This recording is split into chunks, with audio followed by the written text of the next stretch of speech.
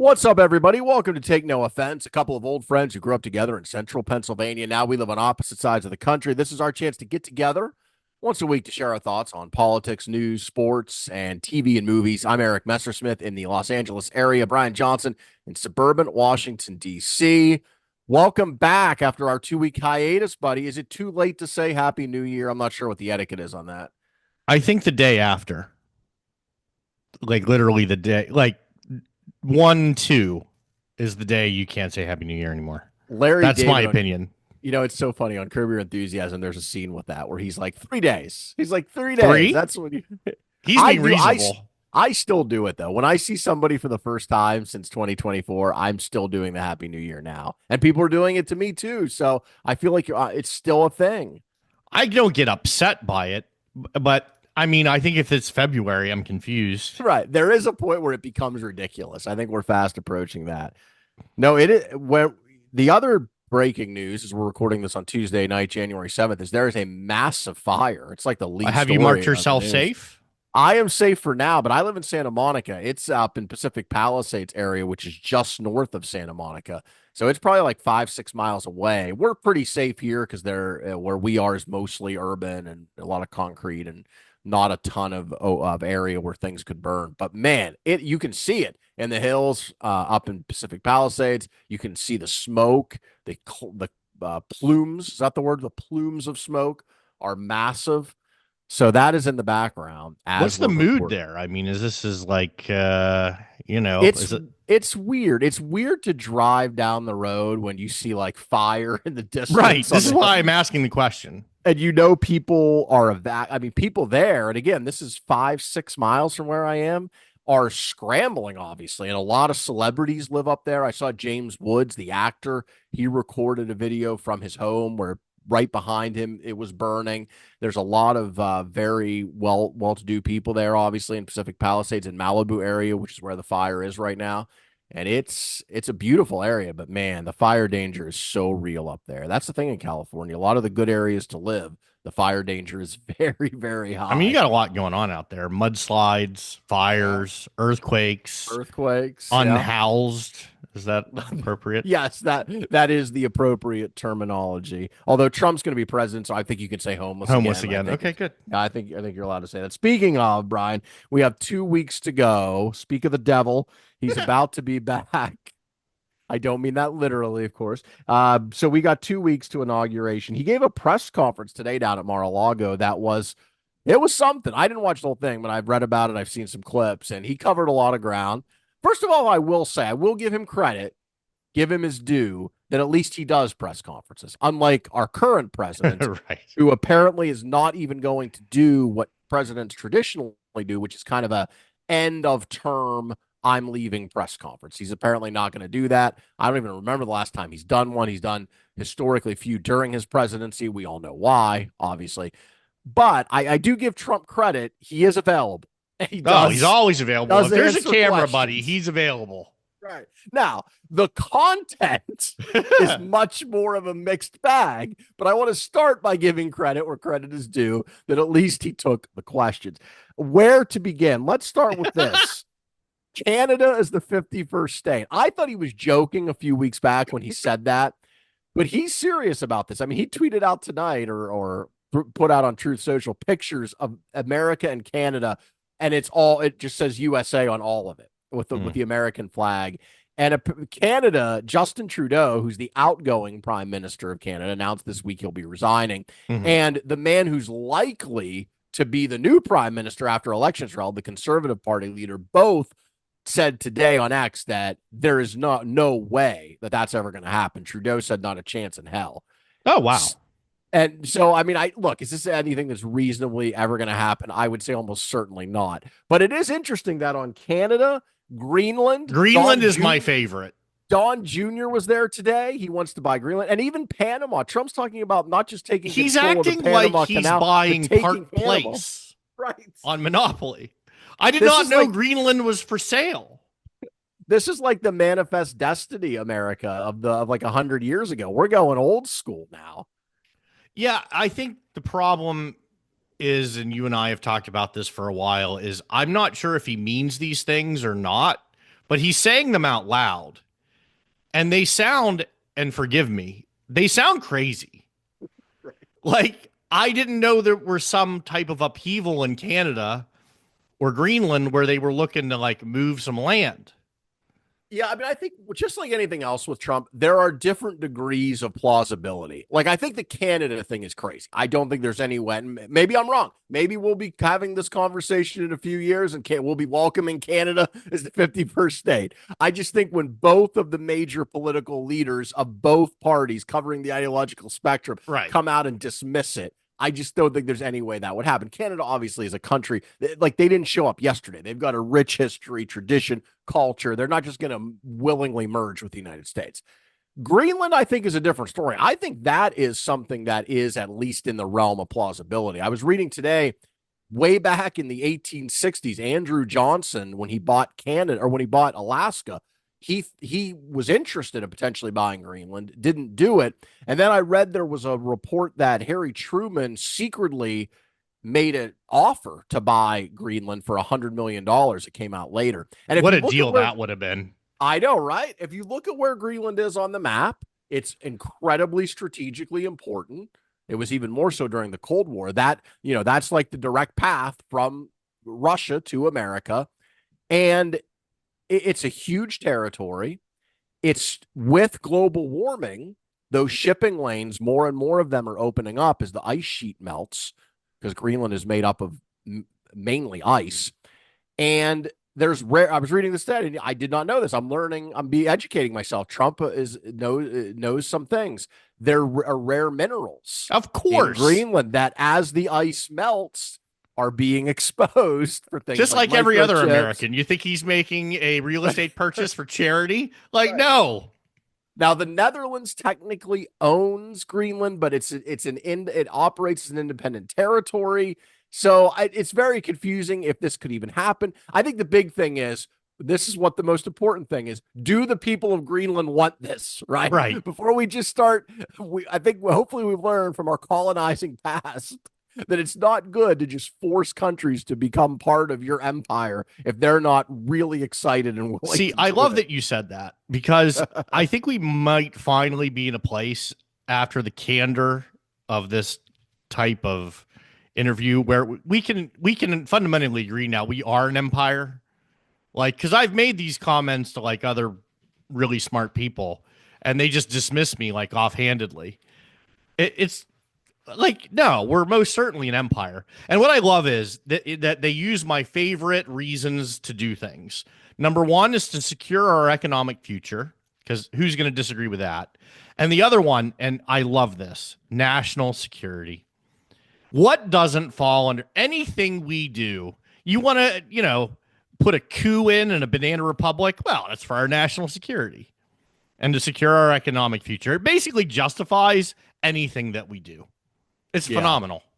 Like I said, I would not be opposed to, if it were for sale. And look, again, I do not think this is going to happen, to looking into buying Greenland if the people there want it. I think it would make some sense. Then Panama's the other one. And Trump said today he wouldn't roll out using military force, using military or economic pressure to try to gain control of Greenland and or Panama, specifically the Panama Canal. Well, that's what he wants to do to the Netherlands and Denmark with Greenland, is tariff them. Dude, he found out about tariffs and he just loves it. Right.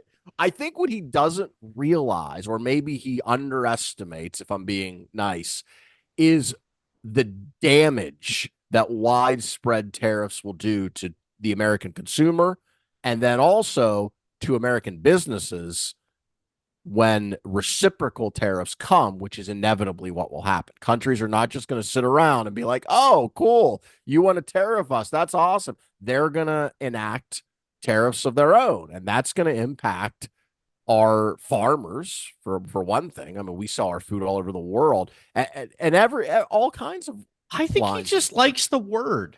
I think he's like a high school girl that says literally everything is this. That's Trump going, we'll tariff them. Tariff here, tariff there. Yeah. Literally.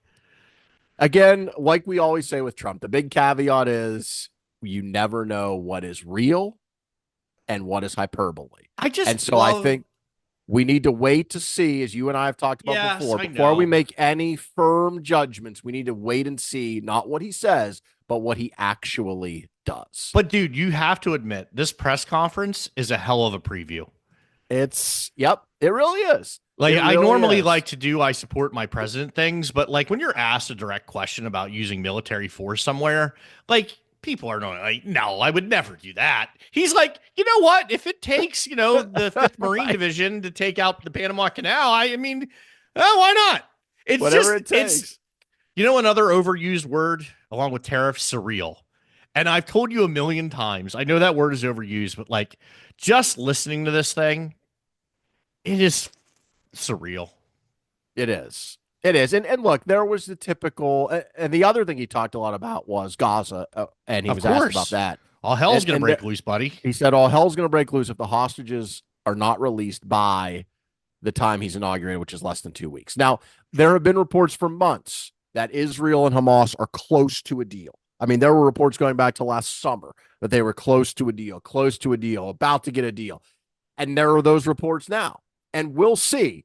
But I think there might be an opportunity here where Trump may have to actually back that up, because thus far, Hamas has not been able or willing to agree to terms to release those hostages. And we will see what happens. When you make these promises, Yeah. people are gonna circle back on that, and they're gonna be like, "Hey." So we'll look. I hope the hostages are released before he's inaugurated or just after. I think it would be great, and I don't care who gets the credit. I know Trump No, will right. take it, and he probably will deserve some. Although obviously the groundwork for this has been laid for months and months and months. But just get the hostages home. I don't care who takes the credit, and if that helps, again, I'm all for it. I want to judge him on results, not so much on rhetoric.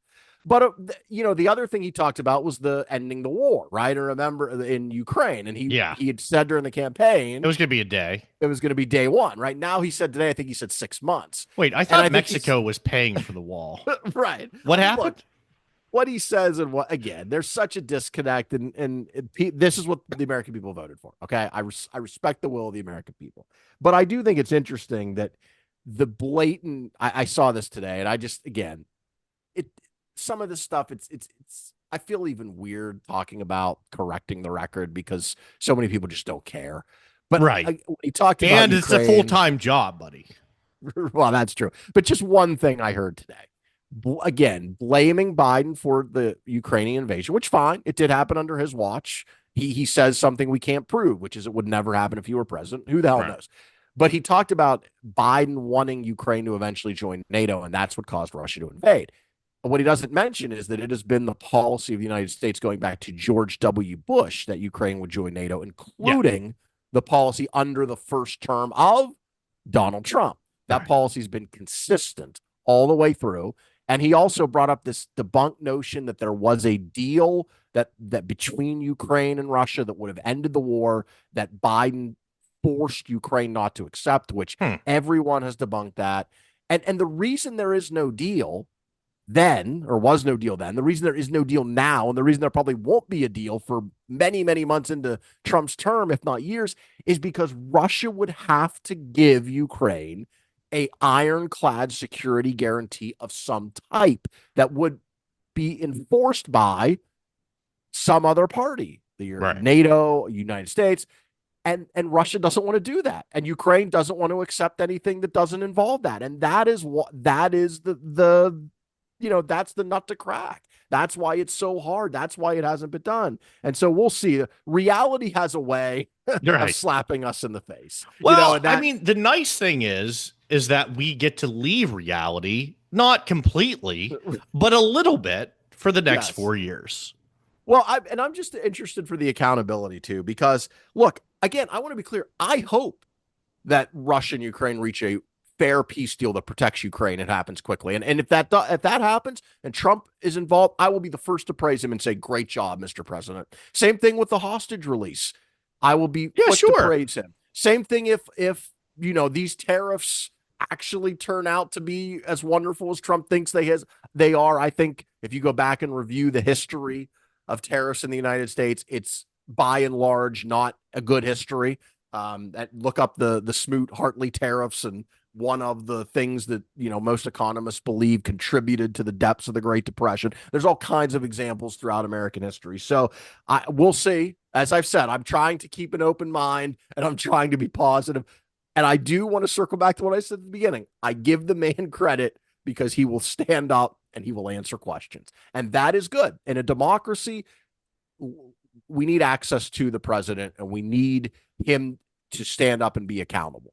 My major issue is I feel like Donald Trump does that press conference like I do this podcast, which is with no preparation whatsoever and no forethought into what I may or may not talk about. I Right. think he does what I do, which is he gets in front of a microphone and he wings it. And sometimes we're buying Greenland. Right. Sometimes And we're using military force to take over the Panama Canal. I think his only agenda was to attack Biden and criticize him for not having a smooth transition. I think that was planned. I think he wrote it down on a note card. It was somewhere in his jacket pocket. But I think that is as deep as those notes went. And all of the items that we have discussed thus far, I think it came into his head. He said something about it. And then he was like, what a great press conference. And now, you know what? Everyone's talking about him. right. And that's his favorite thing in the whole world. I would just say the big difference is your lack of preparation or forethought of this podcast has very little No, right. to It no has real world probably consequence. no, right. Exactly. That's not funny. Other than to maybe our four listeners and their disillusionment with you. But other than that, okay, I want to switch gears here, but I want to talk about Mark Zuckerberg and the statement he made today, the CEO of Meta, which of course owns Facebook, Instagram, Threads. So I want he announced today sweeping changes. It was a really good video. I encourage people to go look it up. It's only the part I saw was only about 5 minutes. So basically, Meta is going to adjust its content review policies on Facebook and Instagram, getting rid of fact checkers, replacing them with user generated community notes similar to Elon Musk's X. He said, Zuckerberg said, quote, fact checkers have been too politically biased and have destroyed more trust than they've created. What started as a movement to be more inclusive has increasingly been used to shut down opinions and shut out people with different ideas, and it's gone too far. He did acknowledge there would be a trade-off to this new policy, noting that more harmful content will appear on the platforms as a result of the content moderation changes. One of the nice things about not having a political home and not being too tied to either party or any ideology necessarily is I can acknowledge and be very comfortable, even though I don't love Trump, with the things about his ascendancy to the presidency that I like. For instance, there are some things on the border I think he's going to do that I really am going to most likely agree with. We'll wait and see what the details are. But this is one of them. This and Zuckerberg essentially, I give him a lot of credit in the video. He essentially admits this. He says the election changed things. Part of the reason he's doing this is because it hasn't worked well. Part of it is because he wants to advocate free speech more forcefully, and part of it is because Trump won. And he admits that candidly. And I think I agree with this decision from Zuckerberg. I think this is exactly the right strategy. I think he explained it well. And I think this is to some degree a direct result of Trump's election. And as a person who considers myself not quite a free speech absolutist, but on that side in the free speech debate that we've been having in this country for the last, forever, but specifically the last, say, 5-10 years, I think this is where we needed to end up. I agree with what Zuckerberg said. I think he said it eloquently in that video. And that is one of, even though I'm, again, not a huge Trump fan overall, I am very happy to celebrate things that I think are a positive result of his election. And I think this is one of them. I think on the whole, I agree with what you said. The part for me is Sandy Hook, Alex Jones, that type of thing. Because so you know how I love to make terrible metaphors that don't always make sense. So it's like you own a bar. It's your forte. It is my forte. So you own a bar and you decide, hey, I want to let a certain type of crowd in. So maybe you charge like $15 for a beer and $25 for a martini, you're going to get a certain crowd in there. It's probably not going to be the college kids coming in. If you want the college kids to come in, you have 50-cent drafts and quarter wings. Like, that's what you Right. do. I feel like Facebook has just basically said, hey, it's quarter wings and 50-cent drafts. Like, it's just wide open. Right. We're going to have a keg, we're going to tap it, and this is what we're going to do. Because my point is, you're letting the crazies in when Yes. you do this. And I Absolutely. mentioned Alex Jones and I mentioned Sandy Hook specifically because I want people to understand that because of this, more people are going to be legitimate and really harmed in a very real way. That will Yes. be one of the outcomes. So while we have all the positive things, and I feel like there are some positive things that are going to come from it, there are people that are going to get severely damaged Yes. and hurt by this. One just clarification on your Alex Jones metaphor, because I see where you're going, but one thing to keep in mind is Alex Jones still would have been on the hook for what he was on the hook for, which was what, millions, and was it tens of millions of Yeah, dollars it's he tens was of millions. damaging? He'll never pay. It's fine. Libel and defamation are still a thing, right? Like, Facebook doing this doesn't change that. So it would not have affected his repercussions from the terrible things he said. But you're right. But what It would is have probably, Facebook's liability if they allow well, that to occur none, on their platform? none, because of the one of the some people say it was an amazing stroke of genius. Other people say it was a terrible thing. The Section 2, whatever it is, 250 something of the Telecommunications Oh, yeah. Act of 1996, I think it was, during the Clinton administration when the internet was just starting out, Right. way before Facebook or X, they essentially gave immunity to these sites Now, why would for they do that? content that appeared on their sites. Well, because the I people know who, why. right. But and look, as a business model, it was obviously incredibly successful, because now look what has happened with the internet, right? Nobody would dispute that. But I think, getting back to your point, one of the things that I think in these kind of debates, and really many debates in our politics, is we act like there's a perfect answer. And I want to be absolutely clear. As much as I support what Zuckerberg did, I recognize that it is far from perfect. Because if you've followed what X has happened on X since Elon Musk took over and essentially did these same things Zuckerberg is talking about, get rid of content moderation for the most part and replace it with community notes, X has become kind of a cesspool. Oh, I yeah. see way more racism, sexism, xenophobia than I ever did before on when it was Twitter. I see way more. There's going to be more conspiracy theories. Oh, There's sure. going to be much more blatant disinformation. And God forbid we ever have another pandemic, which history tells us we eventually will. Hopefully, it will be another 100 years, just like it was between the Spanish flu and COVID. Maybe not, though. But if we do, it's going to be bad, because all of that disinformation about vaccines that cost people their lives, all of that now will flow freely But under which these way? content If they moderation took it or if policies. they didn't take it? Right, exactly. I That's see my what you did point. there, RFK Jr. And God forbid we ever No, have you get what another. I'm saying. I'm not being Right, RFK Jr. I'm saying, like, there are people that still don't know the answer to that question. right, exactly. They're And that's undecided. right. They want to do their own Yeah, research. they They're still right. doing their own research, like Aaron Yeah. Well, Rodgers. now they can do it on Or, Facebook and not worry about right. it. Or God forbid we have another contested election. We have an effort to overturn it. So I admit that there's a lot of problems with this. Like, there are a ton of problems, and it's not going to be all sunshine and rainbows.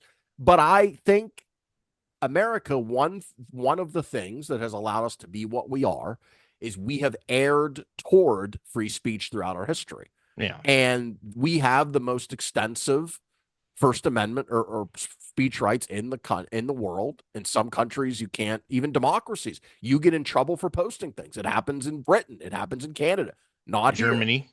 Yeah, and so that is something that I think is the right call. you have to err one way or the other with something like speech because you're, as Zuckerberg points out, you're never going to get it right. You're never going in a country of 340 million people with so many different opinions. You're never going to be able to nail it. So you have to err on the side of restriction or openness.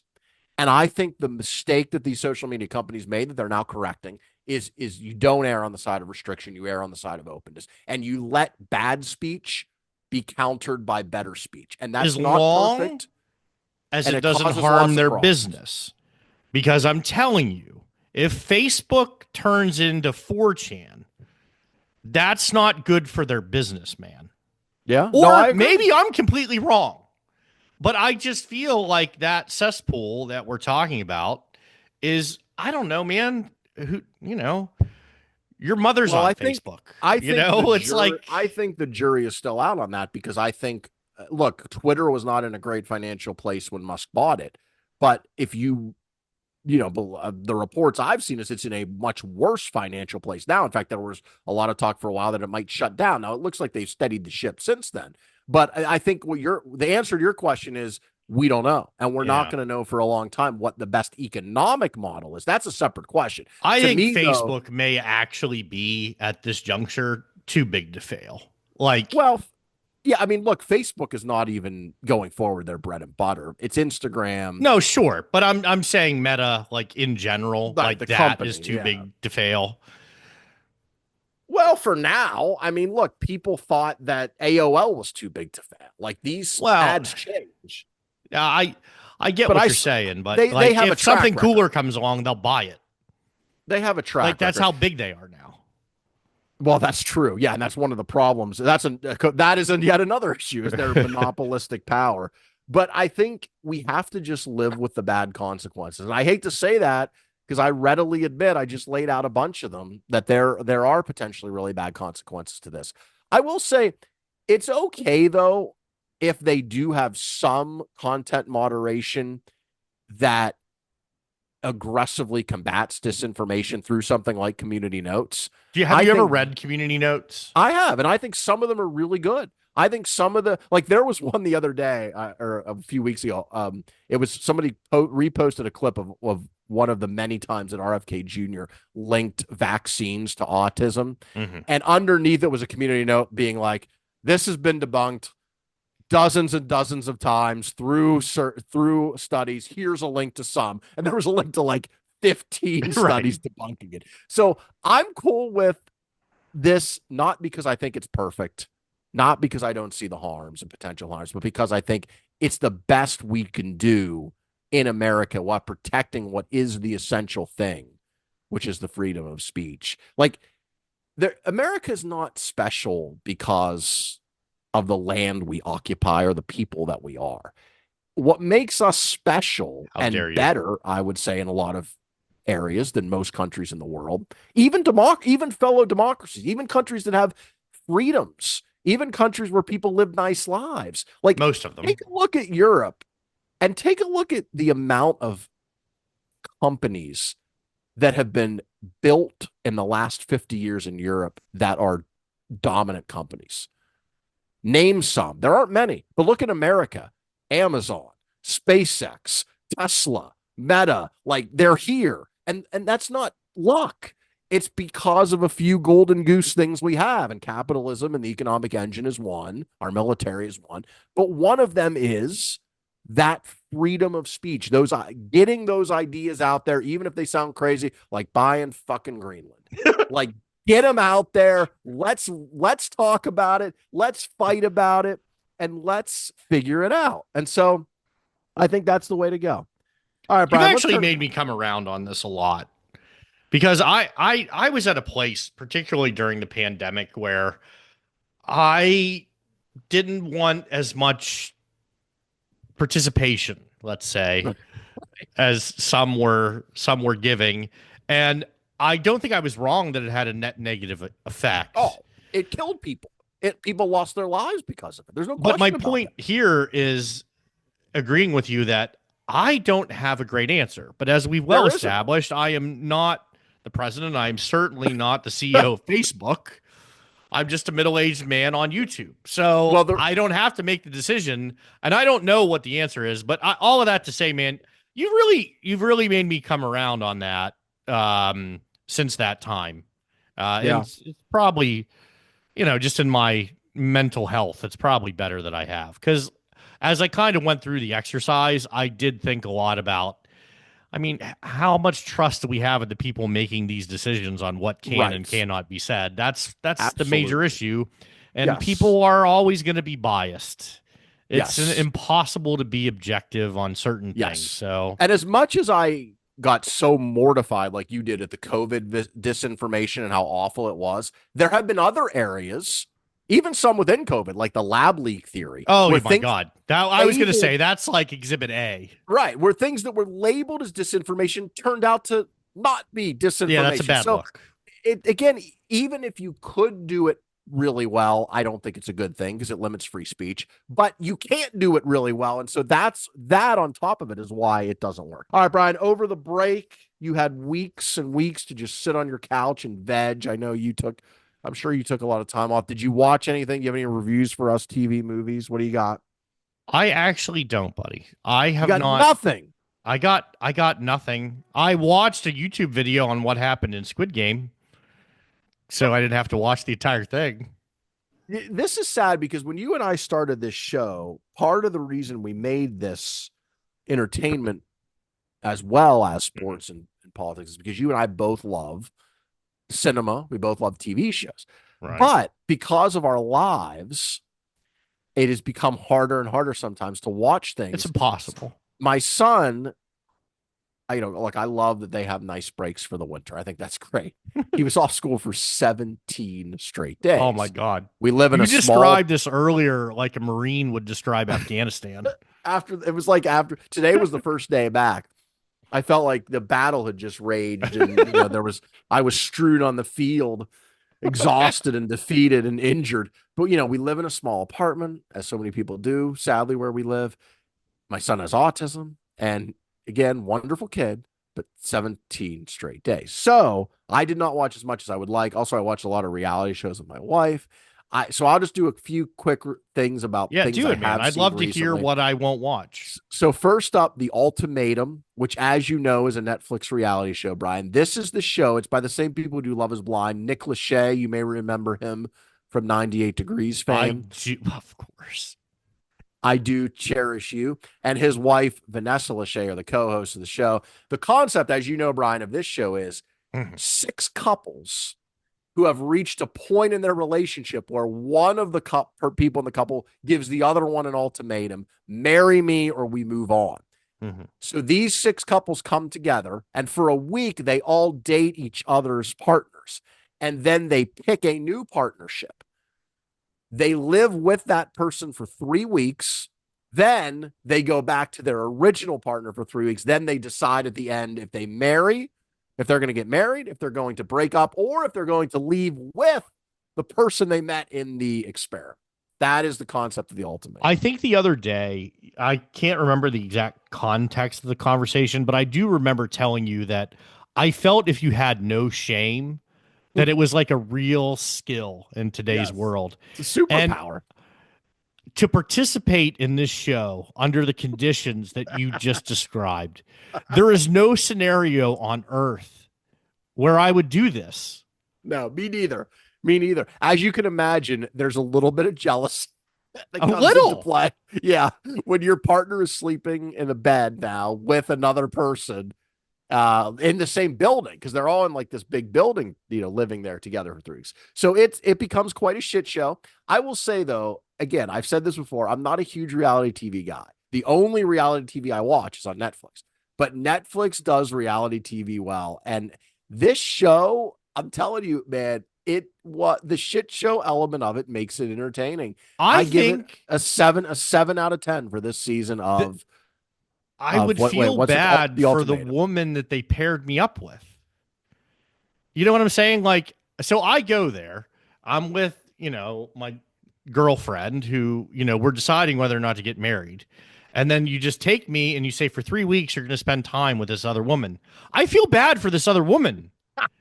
Like, I'm gonna be like, dude, I'm really sorry, but like I snore a lot. Like it's a real problem, you know.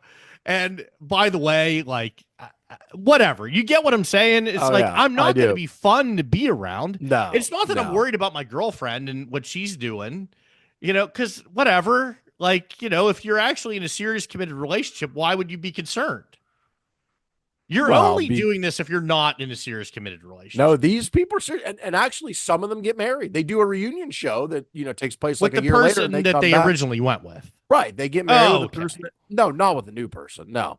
But they get married to the people some of them. Not obviously some break up and, Sure. I'd say No, but majority that could break have up. happened during the natural thing. This thing Right. just nudges it. It just But the pushes it. thing that does give it some credibility is some of the couples actually do get married. Because if it were just a total thing to just get on TV and become a reality star and it wasn't serious, then it wouldn't have any stakes. So I give it a Just 7 out of imagine 10. a scenario where it's me and Trisha and you and Christina, and we have to swap, like wife swap, right?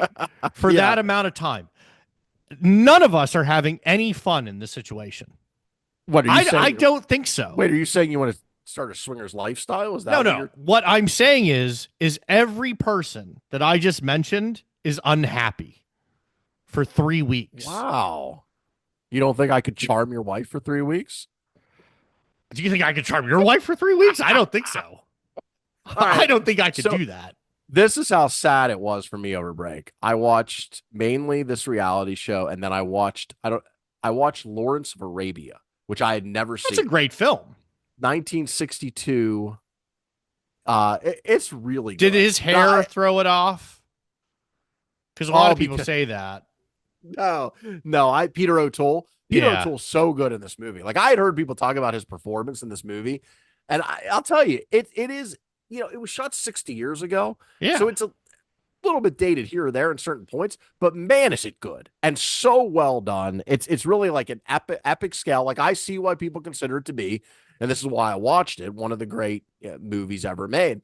And one of the great performances by Peter O'Toole. And it's so interesting because the concept of the movie, if you don't know, it's set during World War I, and it's about the British officer played by Peter O'Toole, because of course the war is going on mainly in Europe, but also in the Middle East, and his effort to unite the disparate Arab tribes to fight against the Ottoman Empire and eventually become an independent nation, Arab nation, which of course, as we know from history, the Ottoman part worked. They won that, but they didn't get their Arab nation. They got France and Britain basically carving up into these weird lines and these countries that we now know as like Iraq, Iran, Syria. They were these lines on a map drawn by Europeans. But it really is. It is so funny because the movies from the 60s, the events that it's depicting happened in the 19 teens, and yet the relevance of today is so powerful. Sure. Because like literally a lot of it takes place in what is now modern day Syria, and they talk about Damascus, and we know just now in Syria you had the Assad government a few weeks ago that was thankfully overthrown, and you have and part of the reason Assad was there and part of the reason there's been such a civil war is because of all of these different ethnicities wrote into this one country that foreigners decided would look like it looks on a map. And so it was amazing to me how, even though the movie was old and the events it depicted were old, how much resonance it has to modern day. Yeah, you watched an all-time classic. I watched Sonic the Hedgehog 3. Oh, like, God. This is what I mean, dude.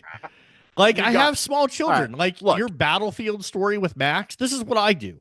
We're all here. We're all together. We're not seeing Lawrence of Arabia. That's never going to work. No one's watching that. I had to watch it in like probably 5 parts. It's 3.5 hours. How do you think a 9-year-old is going to do with that? Right. I had a 45-year-old man is watching it in 9 parts. I don't think a 9-year-old is going to make it. Well, I had to watch the 5 parts in part because of my son, but yeah, of course. So here we go. We're in 2025. I feel like we need to step our game up. You need to watch something, pick something, a show, preferably something that's happening now. Current. You need to pick something. Can you find something? I'm watching Skeleton Crew, which is the new Star Wars show on Disney Plus. It's almost done with its run. I've actually enjoyed it so far. I'll wait to give a full review until it's over in a couple of weeks. I will watch Creature Commandos. I'm sorry, Creature Commandos. It's the I'm not James familiar Gunn with that. cartoon on Max from the DC Okay. universe. I'll All watch right. that. Yeah. All right. Let us know. Let us know next week. All right, Brian, it's time now for your final thoughts. Leave us with some nugget of wisdom. Sure. So, this is not a nugget of wisdom. It's a topic that I had for the show, but Trump's press conference was so crazy that sometimes I still can't believe that the Dems lost. And I can say we because I'm a registered Democrat. And then they go and do something like not put AOC in charge of the oversight committee because of seniority. This is why we lose elections, because we're stupid and we don't want to win. Another part of Trump's press conference was he encouraged Wayne Gretzky to run for Prime Minister of Canada. I guess skating fast and hitting a puck into a net qualifies you to be the Prime Minister of one of the greatest countries on earth. But see, here's the thing. He's not totally off. There is something to that. Wayne Gretzky is probably the most popular Canadian outside of Ryan Reynolds. Like Celine Dion, like what are we talking about? Everyone in Canada knows who Wayne Gretzky is. So Wayne Gretzky shouldn't run because he wants to run the country. He should run because he could win. This is why we should have AOC on the oversight committee, because she's a lightning rod. Because as smart as Republicans are, and they are very smart, she is a lightning rod for them. Every time she speaks or says something, every time she did anything, you know what that would do? It would bring attention to something that is critical within our government while Trump is in office, which is oversight. Yes. And it would cause Republicans often to overreact. Of course. Foolish, countering her because she is such a lightning rod. Look, her politics are very far left. I don't know if she'll ever be mainstream enough to say win the presidency, although right. I certainly wouldn't put it past her. I looked at the betting odds the other day, and as of now, again, with the caveat, obviously, it's very early. She has the third best odds to win the Democratic nomination in 2028 behind Gavin Newsom and Josh Shapiro. I think she's such a star politically, and she gets so much attention that you're right. It was to not make her the ranking member on oversight and instead pick a much more. I think they picked a guy who's in his 77. 70s. That was such a we mistake. Don't know his name.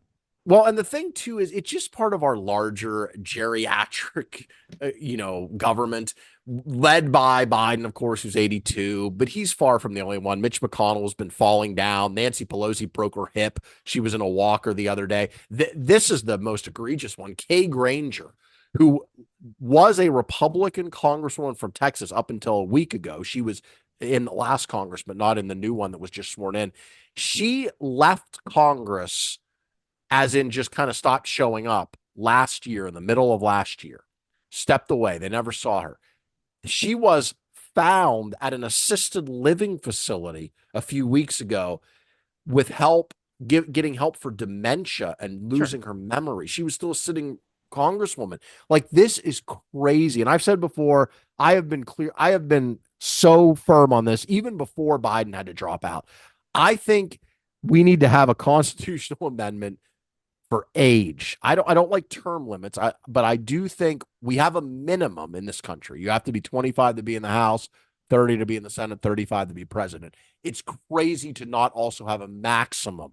And I think the maximum to be in the House, Senate, or presidency should be 80 years old. I think when you are 80, you should not be able to run for a term. Even the Supreme Court, you should not be able to run for a term during which you would turn 80 years old. And I think that should be the role. I think it would, I'm no expert on this, but I think it would take a constitutional amendment to do that. So it will never happen because the people in Congress would have to vote for it. 2/3 of them. And many of them are that age. Right. They're that age are getting close. And look, you do lose something. Like despite his physical fragility, I think Mitch McConnell still mentally, if you listen to him, is really sharp. And I'm glad he's in the Senate because I think he'll be a nice bulwark against some of the more extreme things Trump may try to do, especially on foreign policy. But for every Mitch McConnell, there's a Kay Granger or a Dianne Feinstein who dies in office. Dianne Feinstein is the example. When you roll the dice that long, it catches up to you. And seniority with our president in politics means so much less than other professions.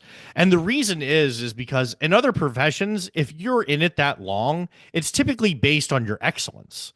Like companies don't keep older people around a lot of the time because they make too much money or a billion other reasons. They have reasons to not go anymore. They've made their money, whatever.